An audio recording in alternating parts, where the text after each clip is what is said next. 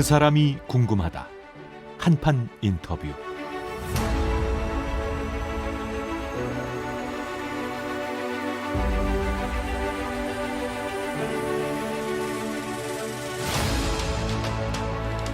지난주 이낙연 전 대표 회동을 한 민주당 이재명 대선 후보 원팀 분위기 속에 지지율 반등을 위해 박차를 가하고 있죠. 그리고 미국 체류 중이던 박영선 전 중소벤처기업부 장관까지 선대위에 본격 합류해서 활동을 시작할 예정인데요. 귀국 후 자가격리를 마치시자마자 저희 한판 승부를 찾아주셨습니다. 박영선 민주당 선대위 디지털 혁신 대전원 위원장 모셨습니다. 위원장님 어서 오십시오. 네, 오랜만에 인사드리겠습니다. 반갑습니다. 네, 안녕하세요. 지난번에 떠나기 전에 미국 떠나기 전에 마지막으로 이 자리에 모셨던 기억이 납니다. 마지막 오신 것도 최초 아닙니까? 지금 출연도? 지금 처음입니다. 네. 네. 한판 승부와 인연이 상당히 있는 것 같습니다. 감사드립니다. 건강은 괜찮으신 거죠? 네, 그럼요. 네, 예. 네.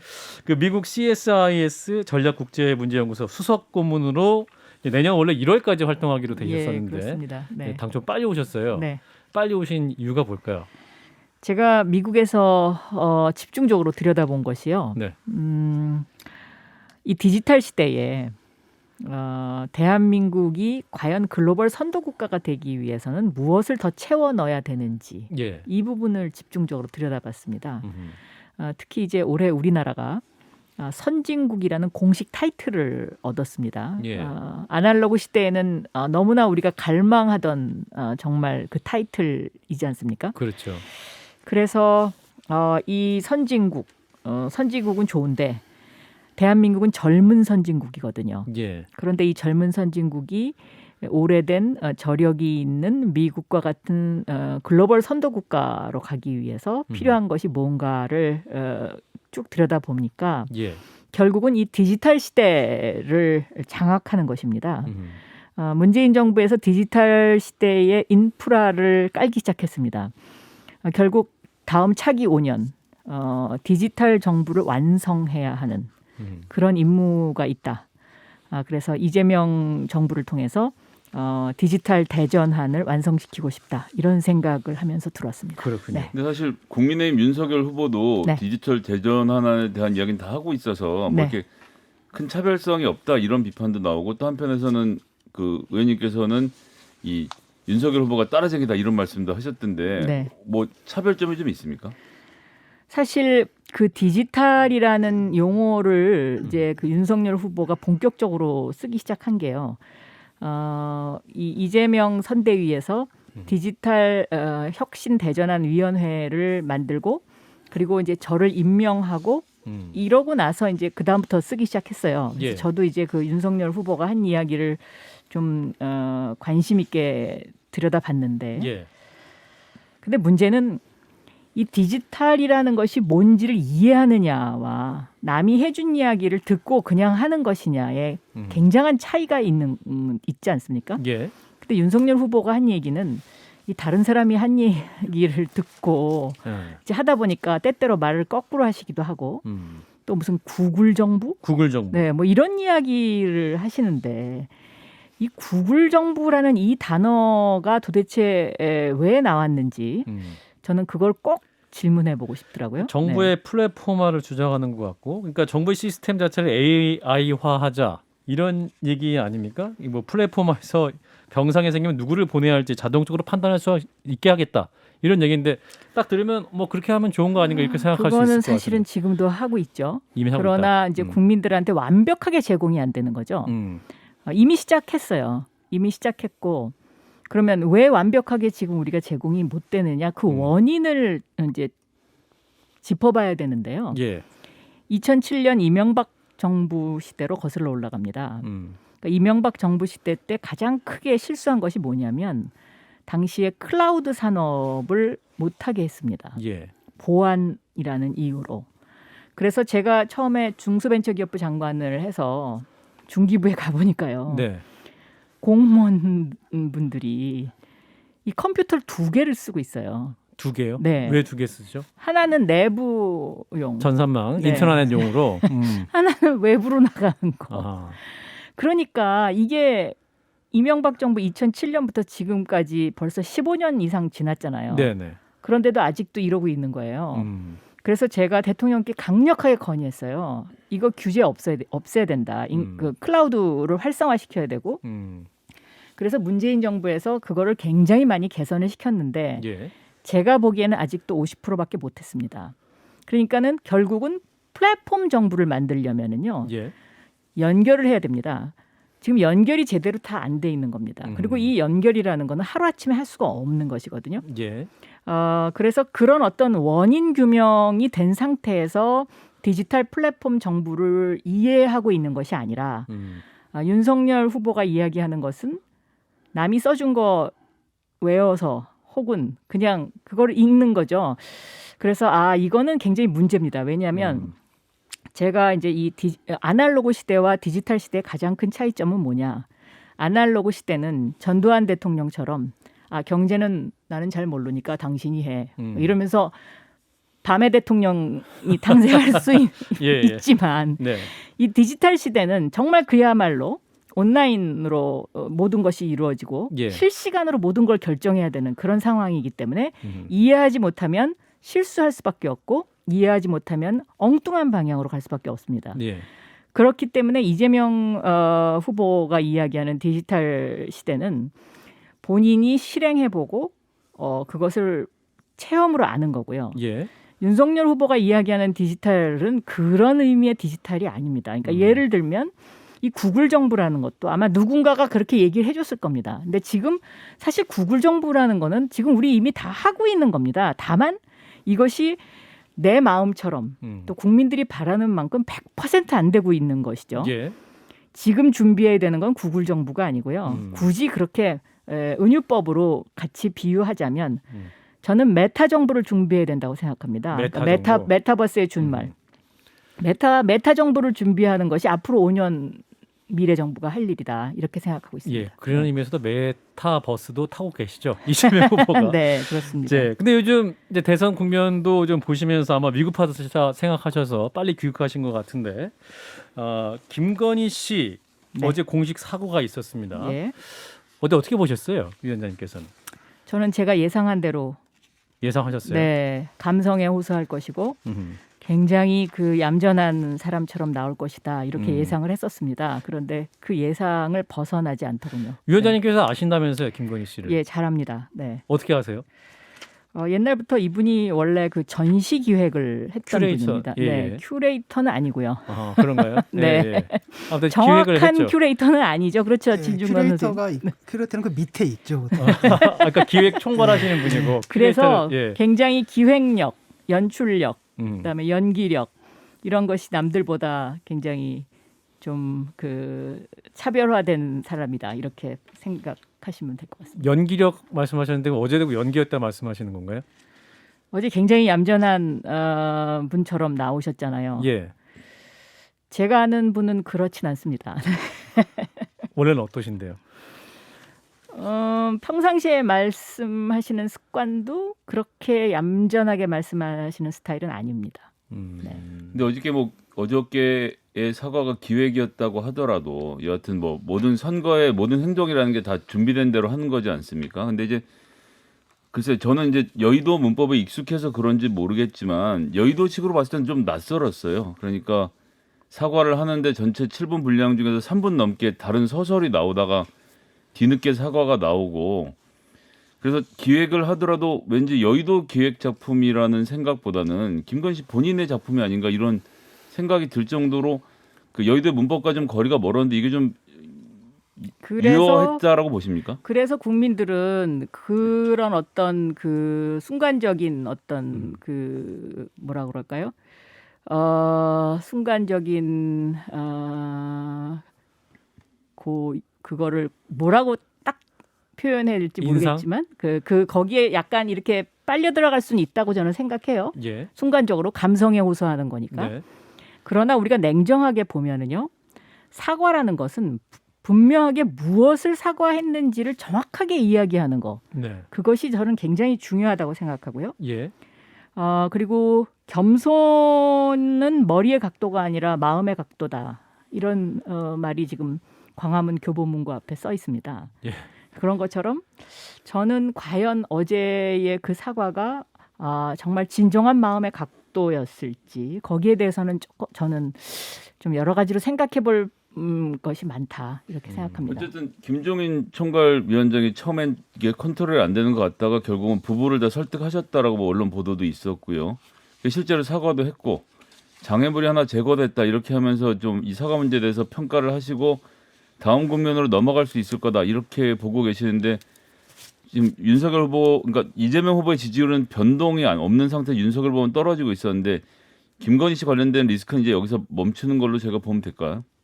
저는 바로 그 장애물 하나가 제거됐다라는 김종인 그 위원장님의 말이 저는 굉장히 귀에 거슬리던데요. 첫째는 굉장히 가부장적인 여성 비하적인 그런 측면이 있고요.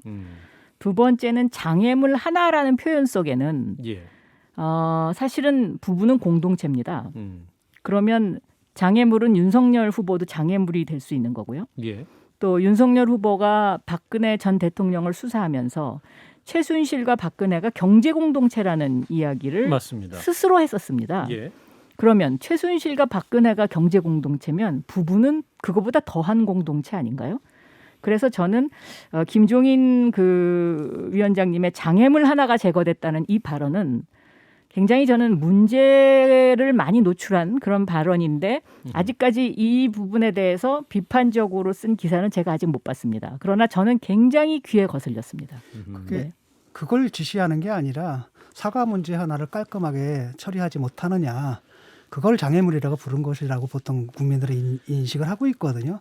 그렇기 때문에 그런 발언에 대해서 국민들이 이렇게 뭐랄까 격앙된 반응을 하거나 그럴 것 같지는 않고 저도 굉장히 그냥 단순하게 받아들였습니다. 단순하게 받아들이면 그렇게 뭐 지금 우리 진 교수님이 말씀하신 것처럼 생각할 수도 있지만 한 번 더 생각하면은요. 예. 과연 이 장애물의 주인은 누구인가? 이걸 생각했을 때는 저는 이게 과연 적절한가?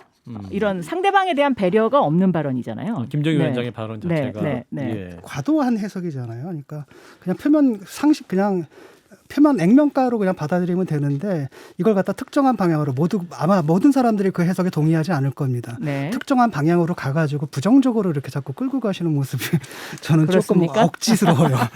몰라요. 저는 그렇게 느꼈습니다. 예. 네. 이수정 교수도 이제 사과문 직접 썼기 때문에 진정성 있는 사과문이다. 통곡을 안 한 게 의문이다. 이런 정도 좀 높이 평가하는데 그런 평가에도 동의를 안 하시는 거군요. 저는 진정성이 있는지는 잘 모르겠습니다. 아, 그런가요? 예. 그러니까 예를 들어서 그 사과 자체가 뭐 개인 남편에 대한 사과면은 저는 뭐 그럴 수 있다고 생각하지만 국민들 앞에서 하는 사과문으로는 저는 그렇게 적절했다고 생각하지는 않습니다. 국민에 대한 네. 사과로서 적절하지 않았다. 네. 예.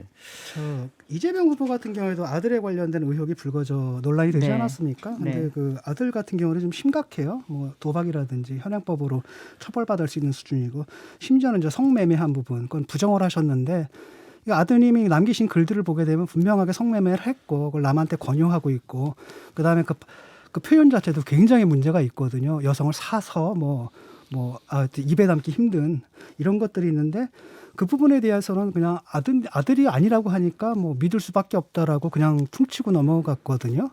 근데 이래도 되는가? 왜냐하면 명백하게 자기 스스로가 네. 했다라고 전제한 후에 쓴 글들이 명백하게 나왔는데 이제 미국의 바이든 대통령도 아들 문제 때문에 곤혹을 치른 대통령이죠. 네. 그런데 부인과 아들은 저는 조금 차원이 다른 얘기라고 생각하고요. 이제 특히 아들의 문제 같은 경우에는 자식을 부모가 어떻게 마음대로 못하지 않습니까? 예. 그건 아마 모든 부모의 공통점이 아닐까 저는 그렇게 생각하고 있습니다. 예. 그러나 뭐 그 아들이 좀 더 반듯하게 자라줬으면 더 할 나위 없이 좋겠죠. 그렇지만 뭐 잘못된 건 잘못된 것이고요. 저는 그렇게 생각합니다. 예. 현재 대선 판세는 어떻게 분석하고 있습니까? 이제 일각에서는 골든 크로스 이루어졌다 이런 말도 합니다만. 어제 이재명 후보께서 골든 크로스가 아니라 데드 크로스다 이런 이야기를 하셨는데요. 예. 저는 거기에 공감합니다. 왜냐하면 지금은 뭐 분명한 거는 이재명 후보는 상승세고 윤석열 후보는 하락세다라는 건 분명합니다. 예. 그리고 이 상승세와 하락세 이것은 선거에서 항상 그 여론조사라는 것은 추세를 나타내는 것이기 때문에 예. 굉장히 중요한 요소인 거는 분명해요. 그런데 지금부터는 저는 더 중요한 것은 국가 비전을 보여줘야 된다. 이렇게 생각하고 있습니다. 양 네. 후보 모두. 네. 그렇군요. 네. 근데 이제 지난 금요일에 박근혜 전 대통령의 사면이 있지 않았습니까? 예. 이를 두고 이제 그 민주당 지지하는 쪽에서도 좀 비판 여론이 있었는데 위원장님께서는 어떻게 판단하십니까? 저는 박근혜 그 전 대통령의 뭐 사면과 관련해서는 예. 문재인 대통령께서 아마 굉장히 고심을 많이 하셨을 거다 이렇게 생각을 합니다. 예. 그런데 오늘 여론조사를 보니까 찬성하는 국민 여론이 더 많더라고요. 사면에 대해서. 네, 사면에 대해서 저는 그쪽입니다. 네. 근데 촛불 정부잖아요. 명색에 네. 촛불 정부인데 촛불 정부에서 탄핵된 대통령을 사면한다. 그리고 두 번째로는 이분이 그 대통령 공약으로 내세웠던 게 뭐냐면은 뇌물이라든지 횡령이라든지 5대 중대 맞습니다. 범죄에 대해서는 사면권을 제한하겠다라고 그렇습니다. 국민 앞에 약속을 한 거잖아요. 우리가 그 상식적으로 생각을 할 때는 이번 정권은 그냥 넘어가고 다음 정권에서 이제 새로운 대통령이 누가 되든 간에 나왔을 때 국민통합 차원에서 사면하는 게 가장 아름다운 그림이고 정말 병이 문제라고 한다면 형 집행정지라든지 다양한 제도들이 있는데 왜 했을까라고 했을 때 좀 전에 얘기했던 그런 여론 이런 식으로 이제 선거에 개입하려고 한 게 아니냐 이런 부분 이런 이제 비판을 좀 할 수 있을 것 같아요. 저도 좀 그런 입장이고. 저는 그래서 문재인 대통령께서 굉장히 고심을 많이 하셨을 거다 예. 이렇게 생각합니다. 왜냐하면 문재인 대통령은 원칙을 흐트러뜨리는 것에 대해서 굉장히 그것을 좀 배척하는 그러신 분입니다. 예. 웬만하면 원칙을 흐트러뜨리지 않는. 그런데 주역 경구에 이런 얘기가 있습니다. 이불변 응만변. 다시 말하면 변하지 않는 원칙을 가지고 만 가지 변화에 대응한다. 이런 뜻인데요. 네. 저는 지금 대한민국이 처해 있는 모든 상황들이 예. 예측 못하는 여러 가지 요소들이 있기 때문에 아마도 이런 상황의 어떤 그 이불변, 응만변 이것이 지금 적절한 비유가 아닌가. 왜냐하면 박근혜 전 대통령의 사면 문제도 아마 건강에 대한 문제가 문재인 대통령의 마음을 많이 흔들지 않았을까. 저 개인적으로 그렇게 상상하고 있습니다. 만약에 그 문제가 아니었으면 예. 아마 문재인 대통령께서도 원칙을 고수하는 쪽으로 더 생각을 하지 않았을까. 저는 야당에서는 그렇게 이제 선거판을 흔들려는 정치적 의도가 있는 것이 아니냐 이런 비판도 합니다만 이 왜냐하면, 부분에서는 예, 지금도 이분 병원에 계시잖아요. 지금. 근데 이제 예를 들어서요. 병원에 계시는 것도 아마도 저는 조금 배려가 있지 않았나 이렇게 개인적으로 추측하는 것이고요. 예. 야당이 그렇게 얘기하는 거는 야당이 지금까지 뭐 문재인 정부에 대해서 단 한 번이라도 뭐 잘했다고 칭찬한 적 있나요? 예. 예, 그런 의미에서의 네. 비판일 수 있다. 이제 조금 전에 이제 그 대선판이 국가 비전 제시로 가야 된다 이런 예. 말씀하셨지 않습니까? 네. 그러면 이제 양 후보 간의 토론도 좀 국민들이 많이 보시면 좋겠고 네. 그런 거 아니겠습니까? 예. 그런데 이제 윤석열 후보가 지난 25일에 이제 대선 후보 토론 무용론을 제기했습니다. 유튜브 채널에 해서 이제 경선 때 토론 16번 했는데 그 토론 누가 보냐 이런 말씀을 좀 하셨어요. 네. 어떻게 들으셨는지? 그건 아니죠. 아닙니까? 그러니까 대통령 후보는 국민들에게 정말 철저하게 검증받아야 된다고 저는 생각하거든요. 예. 근데 특히 이제 제가 정부에 있어 보니까요. 대통령이 정말 이 극한 상황에서 뭔가 판단하고 결정해야 되는 일들이 너무 많더라고요. 근데 그때 그 대통령의 결정을 좌우하는 변수가 뭐냐. 이게 이제 여러 가지 변수가 있습니다. 예. 주변에 있는 사람들의 영향력일 수도 있고요. 또 본인이 살아왔던 자기 인생 철학일 수도 있고요. 그렇기 때문에 저는 토론을 통해서 후보의 그런 면모를 국민들한테 느낄 수 있도록 해줘야 된다라고 생각합니다. 예. 예를 들어서 이명박 대통령 기업 CEO로 살아왔기 때문에 국가를 기업처럼 결국은 운영하게 되지 않습니까? 예. 박근혜 대통령 뭐 우리 국민들이 굉장히 그 측은지심 이런 어떤 동정심을 많이 갖고 있는 대통령이기도 합니다. 예. 이제 특히 어떤 경북 지방에서는 그런데 평생을 사실은 공주처럼 살아오셨잖아요. 그러니까는 서민 생활을 안 해보고 예. 그러니까 결국은 대통령을 또 그렇게 할 수밖에 없더라고요. 예. 그래서 저는 어떻게 살아왔느냐. 이제 이 어떤 그 속에 놓여 있는 자기 철학이 굉장히 중요하다고 저는 생각하거든요. 예.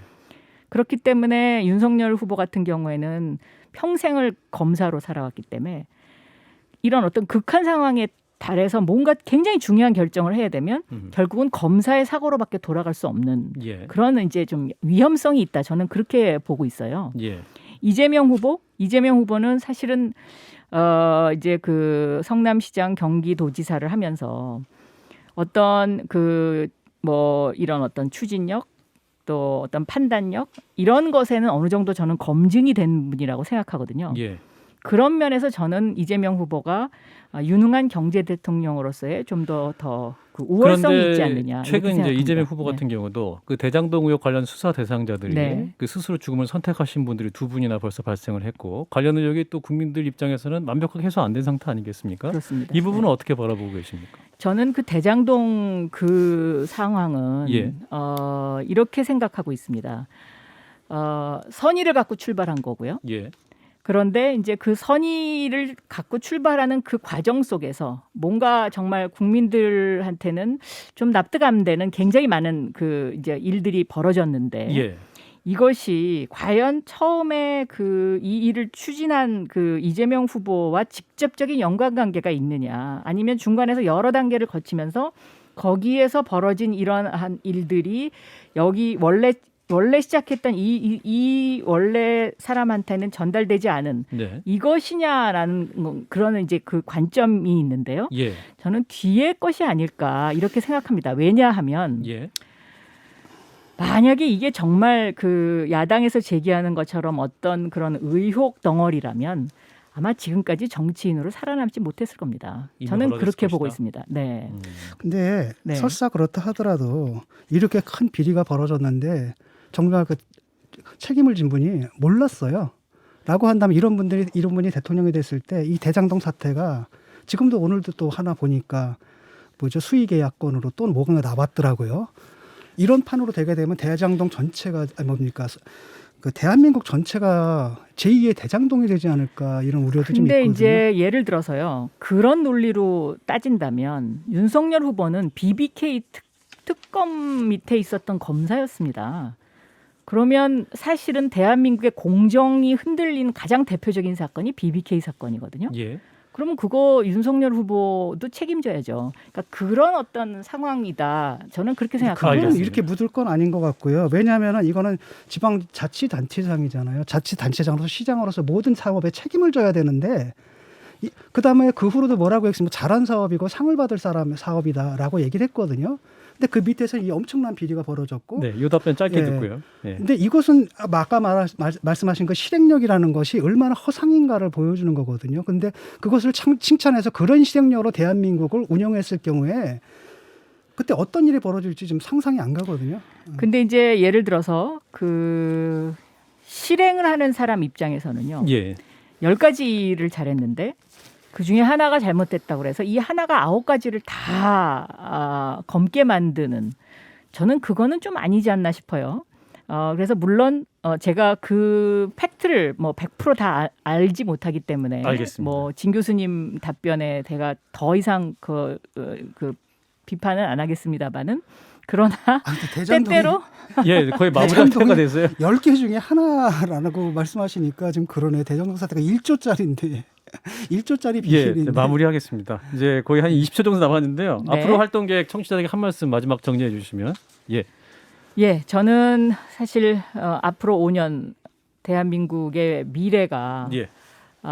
디지털 시대에서 우리가 글로벌 선도 국가가 될 수 있느냐 아니냐를 결정하는 굉장히 중요한 시기다라고 생각하고 있습니다. 그래서 저는 백지장도 맞들면 낫다라는 그런 심정으로 임할 생각입니다. 예. 자, 민주당 선대위에 합류한 박영선 전 중소벤처기업부 장관이었습니다. 오늘 말씀 고맙습니다. 네, 감사합니다.